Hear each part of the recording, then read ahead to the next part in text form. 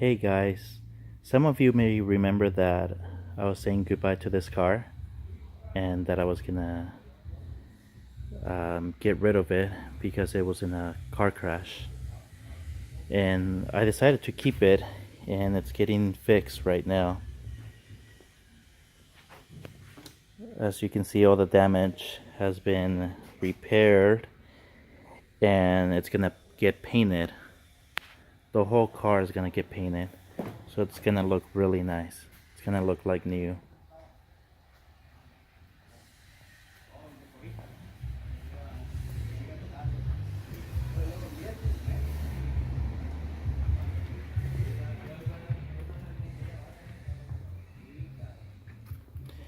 Anyway, I'll keep you guys up to date and let you guys know what's going on.